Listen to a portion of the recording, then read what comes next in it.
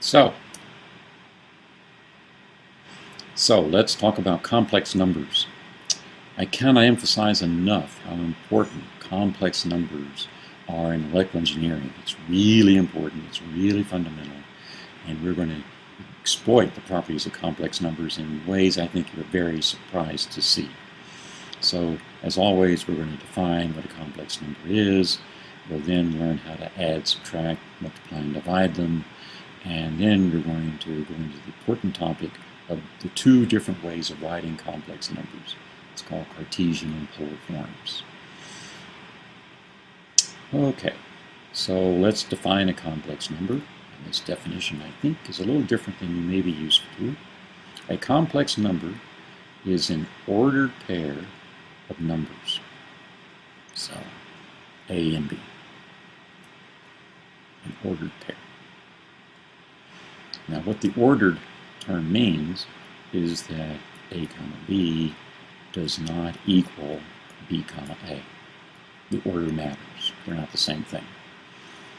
And similarly, if you have two complex numbers that equal each other,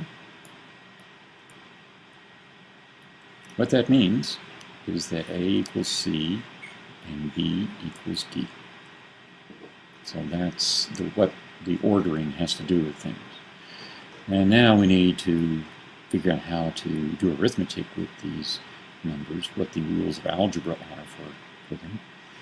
And let's start with multiplying a complex number by a scalar. And so when you do that, what you do is you multiply each component, the A and B component, by the same scalar.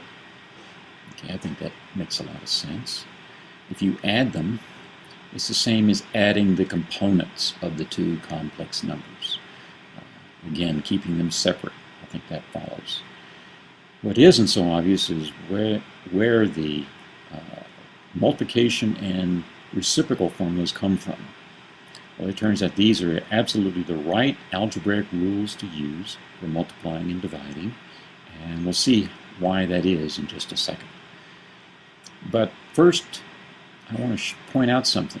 This notation, A comma B, you should have seen before in analytic geometry. That's what notation you use to represent the location of a point in the plane. So here we have a point, and this is its location in the plane. Its x component is A, its y component is B, and this is just standard notation, and this also helps explain why the two components are kept separate when you have this geometric interpretation. We're going to call the x component the real part. We're going to call the y component the imaginary part. Okay? And that's just terminology, but where it comes from is the following interpretation of a complex number. We're going to write a complex number in the following way: A plus JB. And the J is an indicator of which way is the y component, which way is up. So this A plus JB means I can get to this point in the plane by going out A along the real part axis, the x-axis if you will, and then going up B units in the y direction, the imaginary part direction. And so this J simply represents which way is the vertical, the y component direction. So this is an interesting way of writing a vector sum. That's all that is. The fun comes when you define that indicator J to be the square root of -1. That's where things get interesting, and this helps us figure out where those multiplication and division rules came from. Before I get into that, I have to point out, and you should be a little curious, why is J used to represent the square root of -1? You probably learned it as I was the square root of -1. And it's true, the world other than electrical engineers use I for the square root of -1, but not electrical engineers. We're special. We use J. And there's a historical reason for that. Turns out at the beginning of the 19th century, the French physicist Ampère wrote a fundamental paper on the mathematical physics of electricity. And he referred to current as intensité de courant, for expressing how much current was flowing, and so he used the symbol I for current. So according to him, I is the same as current. Well, it was toward the end of the 19th century that the importance of complex numbers came up. And so we can't use I because electrical engineers throughout the 19th century were using I for current. So we use the next letter in the alphabet. So it's only electrical engineers that use J for the square root of -1. So since you're in this course, you're going to use J for the square root of -1. And all I can say is, welcome to the Electrical Engineering Club. You're now an electrical engineer if you use J for the square root of -1. Fun to be in this exclusive group of really cool people. Okay, so let's go back and look at our arithmetic rules before in the light of thinking about them as A plus JB, a vector sum. So now multiplication by a scalar, well, I think it still makes sense. You have a scalar multiplying a sum. Well, the scalar multiplies each term in the sum. When you have a sum of sums, you just add them all up, and then we're going to group them by their x and y components, their real part and imaginary part components. That makes perfect sense. Now the multiplication rule is going to come up and make a whole lot more sense. So you have a product of two sums. We'll just use your normal algebraic rules that you already know. So A1 times A2, that's A1, A2, of course. And then you get A1 times JB2. Well, that's this, that's fine. So now let's say JB1 times A2. There's that term, that's fine. And the interesting one is JB1 times JB2.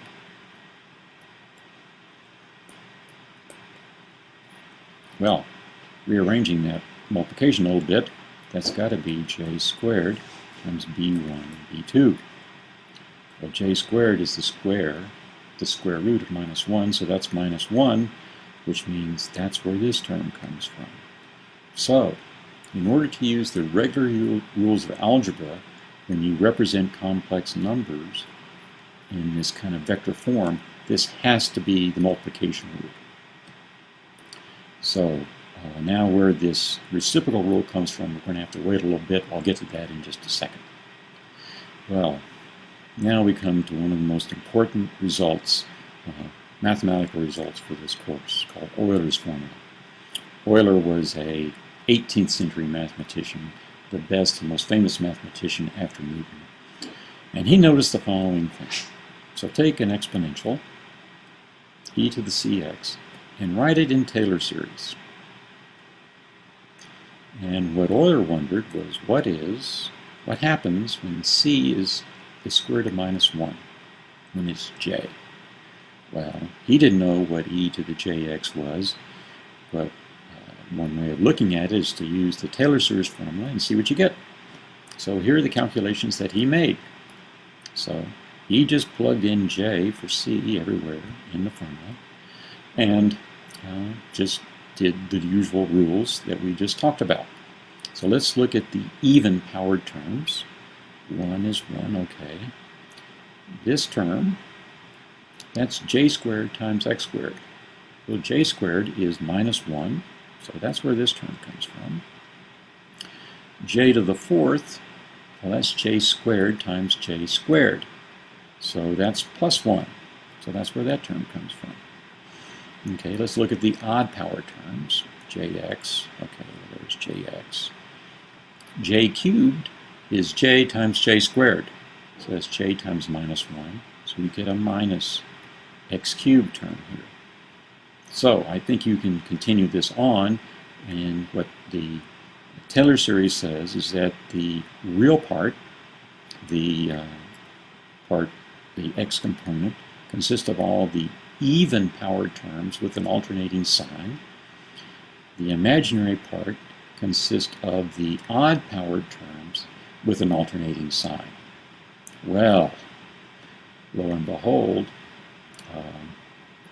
Euler noticed right away, because he's a smart mathematician, that it has to be true that e to the jx is cosine x plus j sine x, because that is the Taylor series for cosine, and that is the Taylor series for sine. It has to be true. Everything is going to work together and hang together and be a coherent mathematical formulation. So, and said another way, he showed that r e to the j theta has to be r cosine theta times plus j r sine theta. Well, that should be very, strike a familiar note, because this looks like polar form. Remember, this is a plus jb. That sure looks like a polar form. And sure enough, if we go back to geometry, that's exactly what it is. So here's our representation of a point in the plane using the regular ordered pair notation. But you can also think about a point in the plane in polar form. So there is a distance from the origin. The point is some distance from the origin, and it's some angle. Well, we know how to convert between the two. We know that the a component, the x component, is r cosine theta, and that the vertical component, the y component, the imaginary component here, is r sine theta.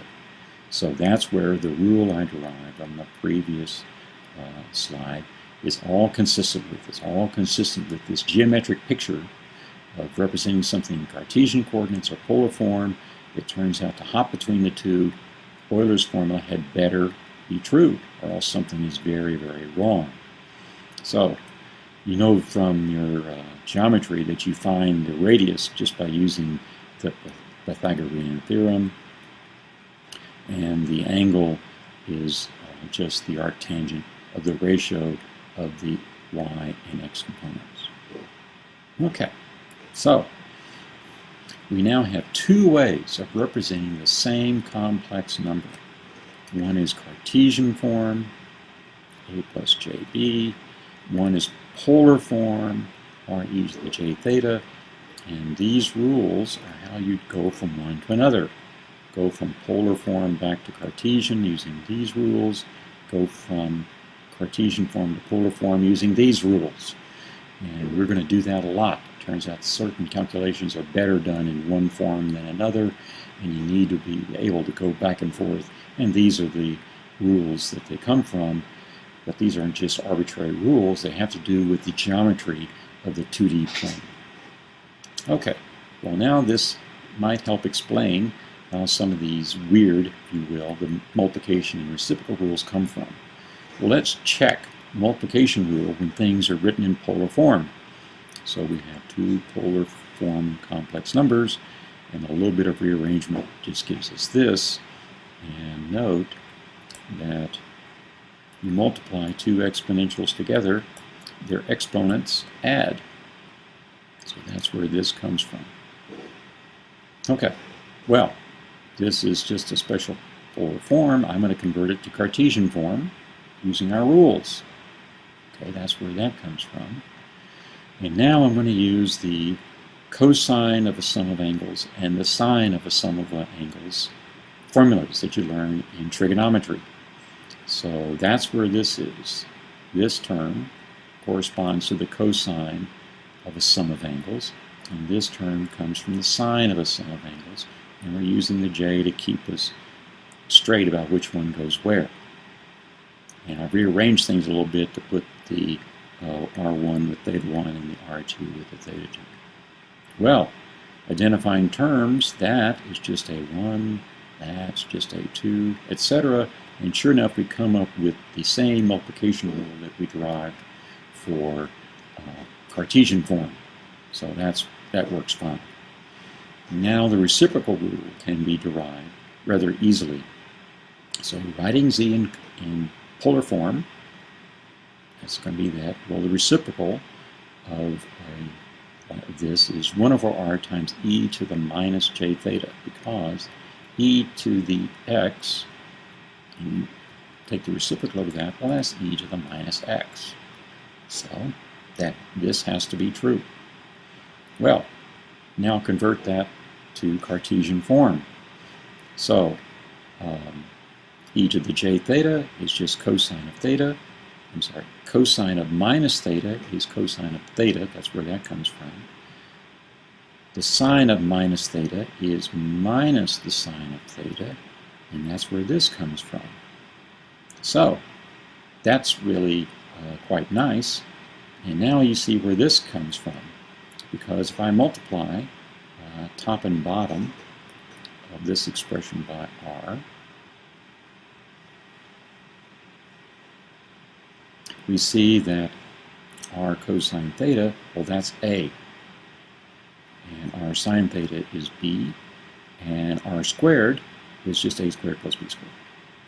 So that's where that reciprocal rule comes from. It's most easily derived in polar form, and now everything hangs together. We now understand all the algebra that there is. Now there's one special thing that comes up in complex numbers, which is a new thing, and that's the complex conjugate. It's a very easy operation, but it's not algebraic. So the complex conjugate of z, which we denote by z star, what it does is it flips the sign of the imaginary part. So z is equal to a plus jb, and z conjugate is a minus jb in Cartesian form.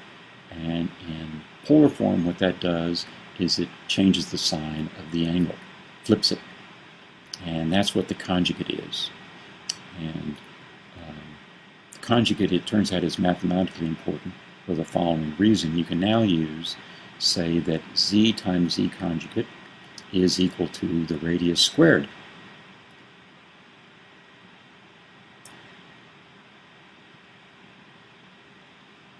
So we have z times z conjugate, well, that's just r squared. So you can derive, if you will, a formula for r just from looking at z. And also, we can define what's called the magnitude of a complex number is equal to r. So another word for the radius is called the magnitude, and the magnitude squared is just r squared, is z times z conjugate. It's this formula that's going to be very, very important for us in talking about complex numbers mathematically.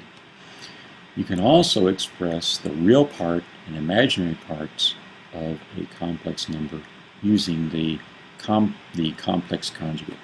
So the real part of z, which we'll denote by this, the x component, if you will, is equal to z plus z conjugate.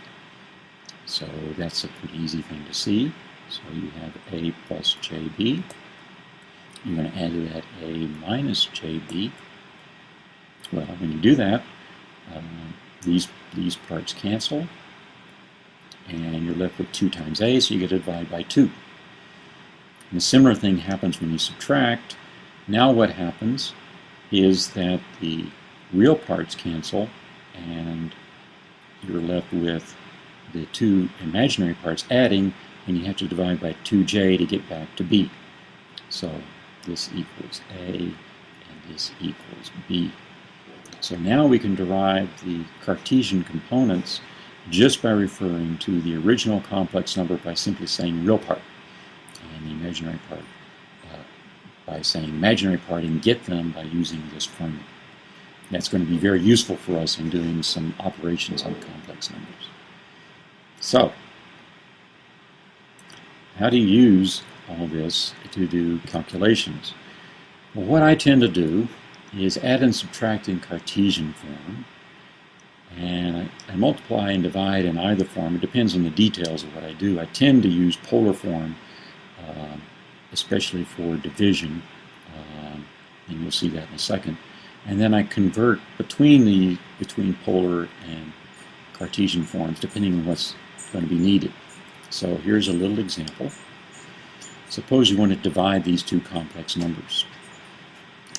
The easiest way to see this, I could use the reciprocal formula, but the easier thing to do is to notice you can play a little mathematical trick. So a plus jb divided by c plus jd. I can multiply top and bottom by the conjugate of the denominator.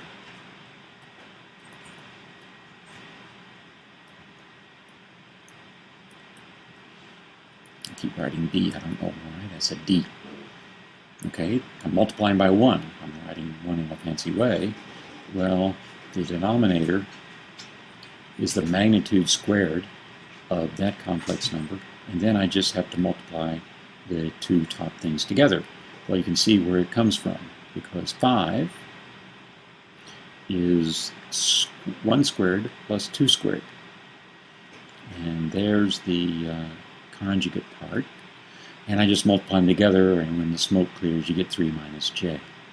So that's a easy way to do a division, in this case in Cartesian form. If it's in polar form, if these original numbers were in polar form, I would have stayed in polar form and just done it that way, because it's very, very easy.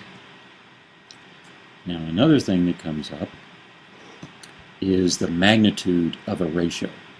What I want to point out is that the magnitude of a ratio is equal to the ratio of the magnitudes. And I think this is pretty easy to see. If you think about this in polar form, you can derive this yourself. So the magnitude of the numerator is square root of 1 squared plus 1 squared, so you get the 2, square root of 2. And as we've already seen, the square root of 1 squared plus 2 squared is the square root of 5. And so the magnitude of this number is the square root of 2 over 5. And if you find the magnitude of this number, which I ask you to do, I think you'll get the square root of 2 over 5. At least you better. All right. So complex numbers, turns out, are going to simplify our calculations immensely. I cannot stress that enough. It is extremely important for signal and system theory and electrical engineering. Why that is not obvious yet. Just stay tuned and we'll get to it very, very quickly.